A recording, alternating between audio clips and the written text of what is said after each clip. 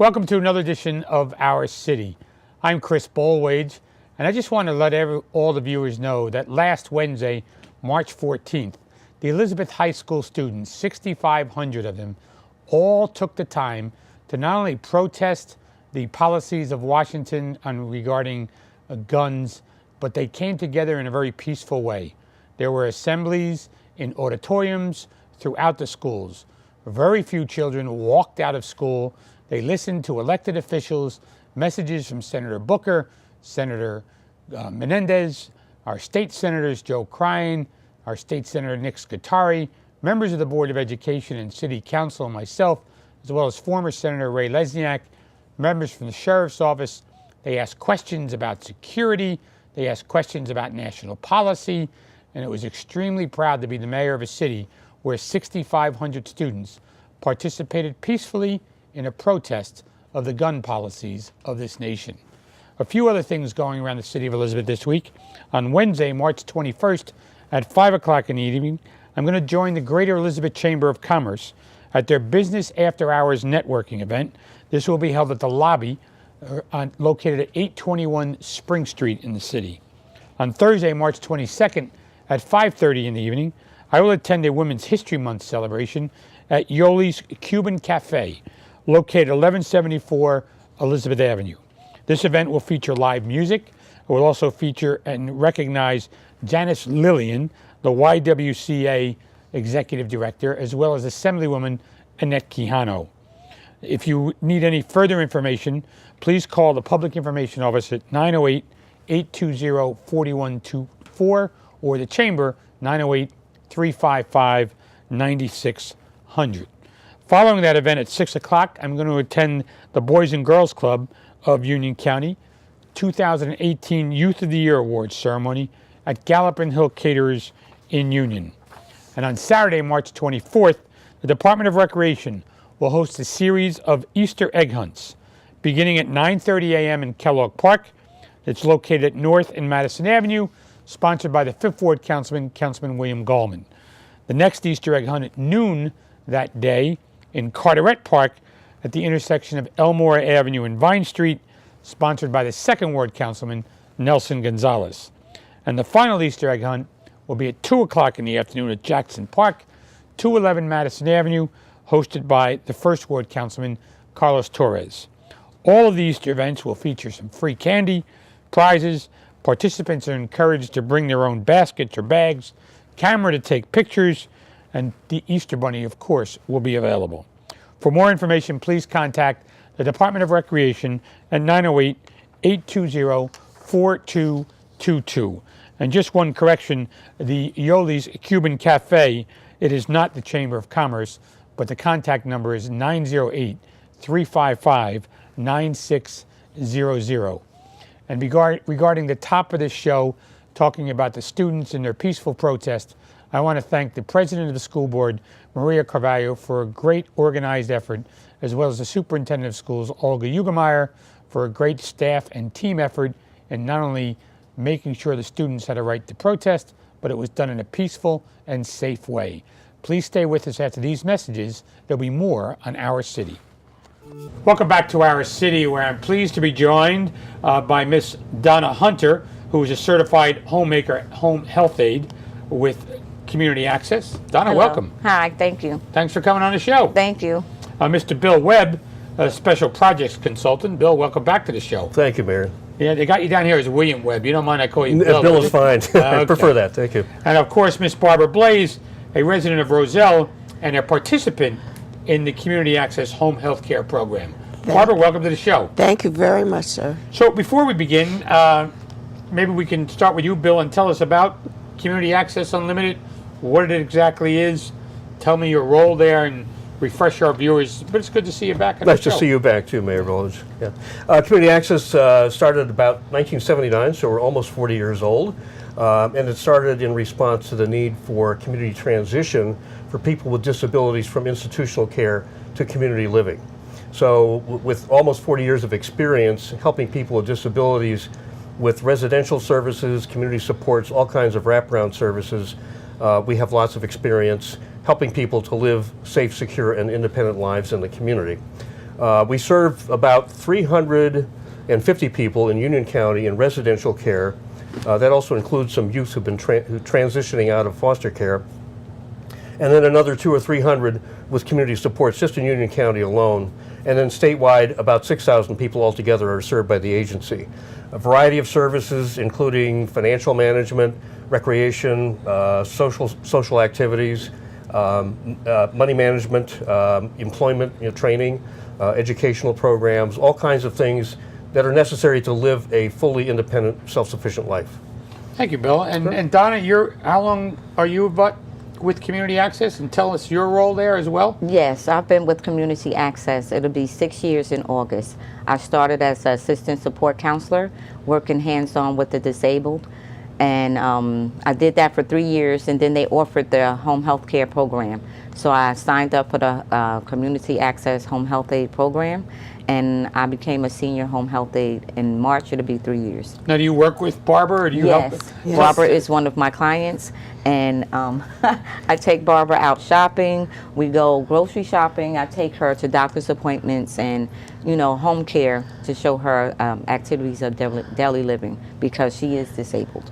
So, Barbara, tell me about yourself. And first of all, thanks for taking the time. I know you walk with a cane, and you came all the way here to Kean University and get up here to do the show. So that's a real thanks from me to you. I appreciate it. Thank you for having me. Yes, Donna is my assistant, I should say, and I've never had that. I've been a viable citizen of Roselle. I am a former airline employee, but I had to go on disability because my daughter had been diagnosed with cancer.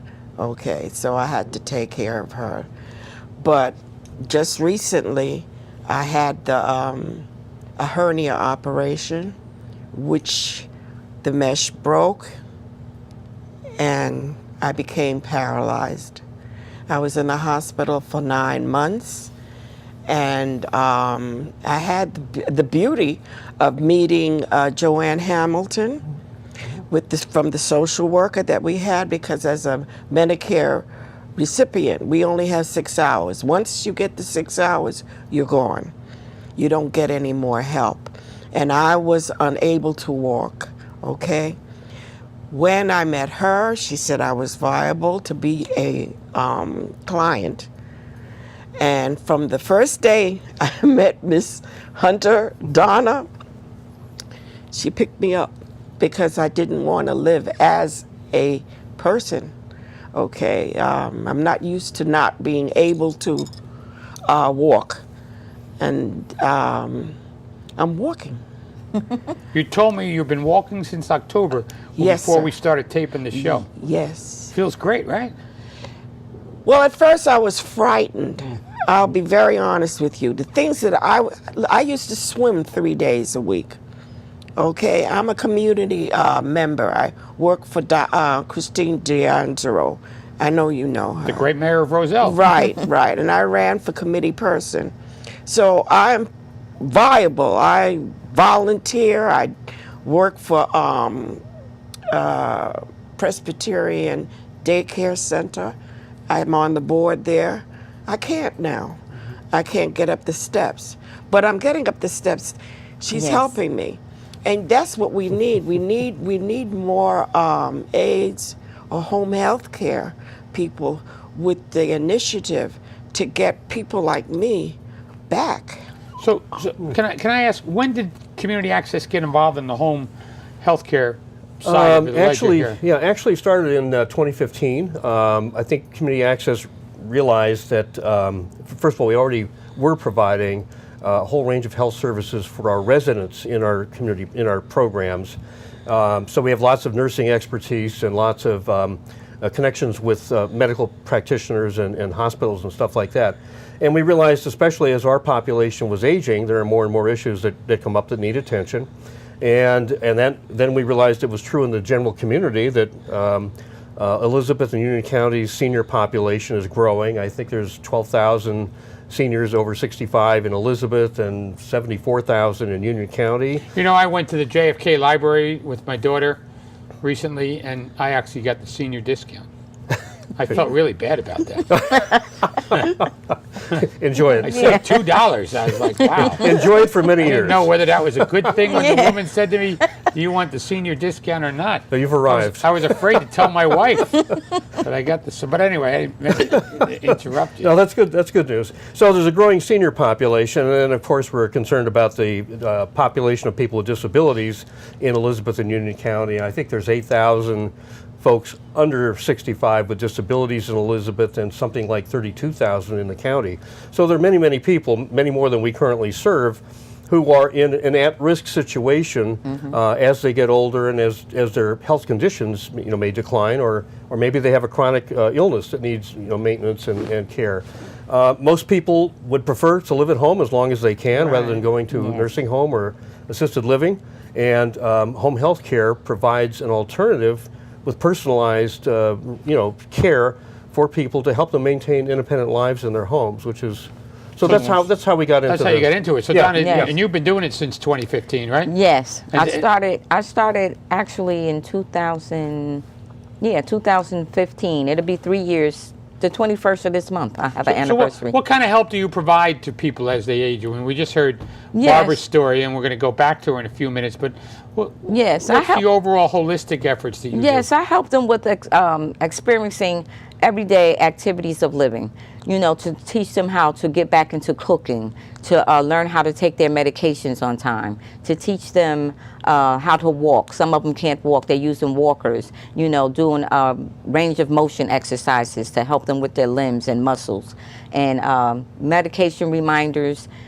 Taking them up to appointments to dentists and doctor's appointments to remind them of those things that they need to do. Taking them grocery shopping, for nutrition, picking out nutritious foods and things for them that they can have to, to You help go them. shopping for me. Yeah, She's to help good. them. Yeah, Good, huh? Yeah. She's good. Yeah. Good, She Barbara? knows all Yes. the people in the Yes. And the supermarket? Yes, Yeah. yes. Pick out the You get most deals too? nutrition. you do the coupons and all that stuff? Yeah, we can do coupons, yes.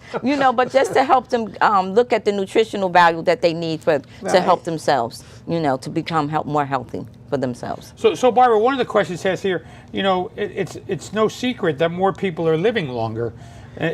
There's a big need for home health care. So do you see that in your case? I mean, because you've rebounded so well? Yes, because having worked for 2 airlines, I should say, I have always been on the go. And so when I was able to volunteer, sometimes volunteer with income, I would do that because I'm learning. Then I went back to college. I went back to, Union College, to learn more computer aspects, because if you don't, I have a computer now, but you have to keep up, all right? And she, as an assistant, that keeps my mind going, and she helps me. Okay, Miss Blaze, let's go. And we need it, but you have to have that personality. And some of the aides don't have it, but this young lady here does. Miss Hunter here does have Yes. that. Yes. So Bill, how does this fit with the mission of community access in the overall direction? I mean, I heard some fascinating stories from Donna and Barbara, but Right. overall, how does it fit with the overall mission? Well, I would say our overall mission really is to help vulnerable people to live self-sufficient, independent lives as much as possible in the community and in the residence of their choice. And so, again, we began with the population of people with disabilities of any ages coming out of institutions. Then we took on residential care for teenagers and young adults who are exiting the foster care system, and we're like the last step on the road to adulthood. And then, we've done a lot of work in the communities to just help strengthen community connections, community service provider networks. There's a county-wide youth service network that helps youth, and many agencies are part of that. There's a county-wide interfaith council, you may be familiar with that, that meets every month, representatives of many different faiths in Union County, to talk about interfaith appreciation and understanding, and then to talk about what kinds of services the community needs and help people link up. And then there's a Union County Nonprofit Directors Consortium, I think about a dozen or so agencies where the directors meet on a monthly basis to share ideas, strategies, approaches that work. That helps to strengthen the networks of community providers. So I think when we see other emerging vulnerable populations, we want to see if our skill set and our experience can work to help that population. And so that's the case with seniors and then folks in the community who also are living with disabilities. So Donna, we talked about some of the most important issues before. Do you only deal with adults with disabilities? Well, yes. At this point, yes. I just deal with I'm just starting to get more seniors because I did work with adults that were like in their 30s or 40s. You know, I work with them, but now I'm getting more seniors because, as Bill said, it's more demand for senior home health care. You know, they tend to. They need assistance in the home because, like he stated before, a lot of people want to stay home. They don't want to go to a facility. They don't want to go to a nursing home. They want to have care at home, and some of the family members aren't able to provide that care for them. So that's where we come in. So Donna, the services you provide, who actually provides the services? I noticed Barbara said you do yourself, but you're not the coordinator. No, we have the director of nursing. I have a director of nursing, and we have a nursing supervisor. And then we have the person above them that provides the services. And as Bill goes out and finds these clients for us to take care of. Okay. Can you stay with us? We're going to do a little commercial and then come back and talk more about this program. Sure, great. Okay. Yep. Please stay with us after these messages, back with more about the Home Health Aid Program at Community Access Unlimited. Welcome back to our city. You know, before the break, Donna, we were talking about how you get to be a homemaker, a home health aide. And you said, I'll tell you. So go ahead and tell me. What I was going to say was that the Community Access Unlimited offered the home health care program. So I was working in Hillside 2 as an assistant support counselor, working with direct care with the clients. And I asked my supervisor to sign me up for the position. So she signed me up to take the classes, and I took the classes. And I passed the classes, and we had to get our license through the Board of Nursing. And once I got my license through the Board of Nursing, I was the first one to get hired as a home health aide. I was born and raised in Elizabeth, and I'm a longtime Elizabeth resident. I still live here, and I would never have guessed in a million years that I would work working in the city of Elizabeth. So I'm very happy and excited to work for Community Access Unlimited. And I'm so grateful that they did offer this opportunity for me to extend my compassion and empathy for other people. You're good at this. I could Told you. Yeah, right? Now I know why you like her, Barbara. I mean, really. told you. How much time does she spend with you during the course of a week? Well, Every day, 3 days a week? How Well, does it's that only work? 2 days, and I think it's 4 hours or 3 hours on Tuesday, and only 1 hour on Thursday, which I would love to have another hour. But would you I- like to see more people become these community health homemaker health aides? Yes. Tell me why. Well, because in my case, I'm able, I belong to the Roselle Active Seniors, okay? And when this incident happened to me, I couldn't go back to the meetings. I was the meet-a-greeter. When you'd come into the center, I was the first person you met, okay? Couldn't do that. I'm in the hospital for 9 months. But since I've been in this program, I've been to 3 meetings, and we take trips as seniors. We used to take a trip every day. I mean, the trips would be going to the shopping, going to the bank, because Roselle offers that to the seniors, and you don't have to be a senior. You could be 40 years old and disabled, or 30 years old and disabled, and they help you. But you need the aides to help that person to continue. You have people who are still living in their houses and want to stay, they're homeowners, and they want to stay there. They don't have any relatives. The kids have moved away, okay, and then they're there. This contract enables, but enables us to be able to help the homeowner or taxer like me. I'm not a homeowner now, but I'm just saying, people who are paying taxes, they need this particular help. So, Bill, what kind of training is required for this, or experience? Well, for the homemakers, they actually 76 hours, I think it is. Yes, we go of through 76 coursework. hours of extensive testing. We go through transfer training, Hoyer lift training. We're taught how to use a walker, use a cane, use the Hoyer lift to lift a client out of bed if they're bedridden.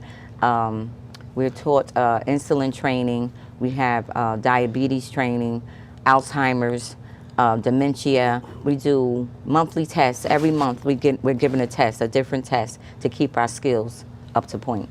And, So it's ongoing education. in so other it's words. ongoing, yeah, so, Yep. which is important because as things change, Yes. they're trying to make sure you're aware of it. So is there a limit in any way, shape, or form what you can do for a client? Yes, as far as home health care, as a certified home health care homemaker, we cannot take care of a client that, say, has a feeding tube. We can't do the feeding tube, and we can't administer medication. We can't give medication. We can only do reminders. You know, did you take You bring your wine medication? and scotch, though, right? No, just kidding. Just kidding. No, we can ask them, did you take your medication today? They can tell us yes, and we can look and see, you know, the medications, if their medications are out, or did they take them, you know, we don't know for So, sure. if they but did. you would line them up for them too, right? Like on No, Monday, we Tuesday, can't. Wednesday, you can't do that. No, No, okay. no, we can't, you know. You can encourage them to do yes, it, though, yes, right? Yes, we have to encourage Take them these to on take Monday, them. right. Yes, we can encourage them So, to take medication. What happens if there's an emergency when you're with the If client? there's an emergency when I'm with the client, I automatically call the director of nursing, or I call my nursing supervisor, because they're on call 24/7. I can call them, but if it's a dire emergency, I'll have to dial 911 and you're then prepared. contact the supervisor. Yes. So Bill, there's also home and property services as part of this program? Yes. And like cutting the grass and yard care and We all can do that. deep cleaning. I'm looking at this. Clutter removal, home repairs, residential modifications. So do you do any of this? No. You don't go out and cut grass, right? No. No. But you got people that do this, Bill? We kind of, for the homemaker home health aides, we kind of draw the line at light housework, I Light think. housekeeping. Yes. And then anything heavier duty cleaning, that would be the home and property care side. And yes, because we manage and maintain probably 100 facilities in Union County, residential facilities, we have a whole team of facilities and property management guys and ladies, sorry, a team. Yeah, And, get the genders right, otherwise, you know. That's right. And who are capable of dealing with pretty much any kind of routine maintenance, small repairs, and certainly property maintenance kinds of things. So we can cut grass, do leaf removal, snow removal, if it's shrub trimming or tree trimming, as long as it's not really big, big stuff that requires a licensed contractor. And then inside we can do any kinds of small repairs or chore services, which could include deep cleaning or clutter removal, helping someone to organize their belongings, because one of the issues, certainly as we all age, is that memory issues and the ability to stay focused and cognizant at all times declines a little bit, so people sometimes lose track of organizing their own things. We can also do accessibility, mobility kind of equipment, like grab bars, handrails, lowering countertops, expanding bathrooms. Well, now we're getting into residential modifications there, but we can expand bathrooms so that they're disability accessible, and we can actually install or work with contractors to install ramps. So, go ahead. No. I was going to say, so kind of the dividing line on who does what is our current property and facilities crew can do all of those things up to residential modifications. When we get to residential modifications, those require licensed contractors. We do have a general contractor who works with us, who does all of CAU's home improvements and building construction. You saw the new building on Jersey Street. So he's very competent, and he has his own cadre, if you will, of licensed specialty contractors who can work with us to do any kind of residential improvement. So, Barbara, you talked about 2 days a week that Donna comes over. Where would you be without Donna, number one? And number two, what do you do when she's not there? I try to maintain. I live by myself. I'm divorced, so I try to walk around my apartment without this cane, trying to get the strength and not being afraid okay, in my house. But I can't wait till I get somebody to help me to get out, okay, because that's the most important thing, is to get out of the house. I have 6 steps I'm on the first floor, but still I have 6 steps. And to go up and down, I can't use my shopping cart like I used to. It's, they help you. They help you, and they give you I mean, she'll come, and I got my coat on. Yeah, You're ready to she's go. Ready to go. I'm ready to go, okay? And it has gotten me to the point, I feel very good to be able to go to the Roselle Active Seniors programs, because Now, will you they- take her there to that event, Donna? No, No, I don't take her there. She goes on her no, own. I drive. You Yeah, drive. she goes Okay. on her own. She's gotten me to get back in my car. You've helped her do that. Yes. Yes. Because I help her with Yes. mobility So you're kind of issues. getting back to independence. Yes. Yes, I'm getting back to what I used to do. I'm not afraid. And the programs, besides this program, we as I am a Roselle resident, we have programs to go on trips. Like this Saturday, we're going to Huntington Hills for St. Patrick's Day. Oh, good. Dinner. Corned beef? Yeah, well, I had corned beef on Friday I know because there's too much of it going too around. much. So I'm going to have the shrimp. There you go. So, before we wrap it up, Donna, what made you become a home health aide? Well, I think And how's it's- the experience been for you? It stemmed from me working with, taking care of my dad, because my father wasn't able to read, and he was the 13th child out of his siblings, and he was the baby. So he had to work, as a young child. And my father never got the opportunity to read. So I was always the one to help him. I didn't realize he wasn't able to read until later on in life. And I was like, Dad can't read. So I would help him with all his mail, his business, going to the bank for him and, showing him how to use the ATM machine and things like that. So when the opportunity presented itself for me to become a home health aide, I was like, oh, good, I can broaden my horizons and pick up where I wanted to do for my father, to help my I dad, want to thank the three of you for taking the time to join me on the show. And I really appreciate the interaction that you have, Donna, along with you, Barbara. I mean, it's absolutely Thank terrific. you. And Bill, thank you for your work with Community Access. Thank you, Mayor Wish you Baldwin. lots of Really good fortune. appreciate the Thank you. opportunity to be Appreciate on it. with you. I want to thank Mr. Bill Webb, Miss Donna Hunter, and Miss Barbara Blaze for coming here to the show this evening and talking about the Community Health Aid Project at Community Access. We'll see you next week on another edition of Our City.